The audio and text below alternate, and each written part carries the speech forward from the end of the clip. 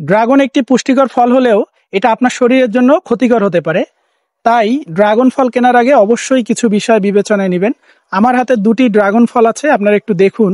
আমার হাতে এই যে ড্রাগন ফলটি আছে, এটা একটু দেখুন, এটা সম্পূর্ণ ড্রাগনটাই লাল, শুধু স্পাইকগুলো সামান্য সবুজ।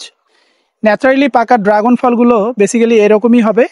এবং আমার হাতের এই ফলটা একটু দেখুন, এই ফলটার কিছু অংশ সবুজ হয়ে আছে এবং কিছু অংশ লাল হয়ে আছে। তো এই ফলটা বেসিক্যালি হলো টনিক দিয়ে পাকানো, টনিক নামের এক ধরনের হরমোন দিয়ে পাকানো, যেটা আমাদের শরীরের জন্য খুবই ক্ষতিকর। আর আপনারা যদি সাইজটা একটু কম্পেয়ার করে দেখেন, এই সাইজটা একটু ছোট স্বাভাবিক, কিন্তু এই সাইজটা একটু দেখুন, এই সাইজটা বিশাল বড়। মূলত এই টনিক দেওয়া হয় এই সাইজটাকে একটু বড় করার জন্য এবং দ্রুত পাকানোর জন্য।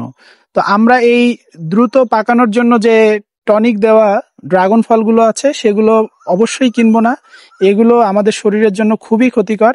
আমরা ন্যাচারালি পাকা এবং একটু ছোট সাইজের এই ড্রাগনগুলো কিনবো, যেগুলোর সব দিকে সমানভাবে লাল হয়ে আছে, শুধু স্পাইকগুলো সামান্য সবুজ।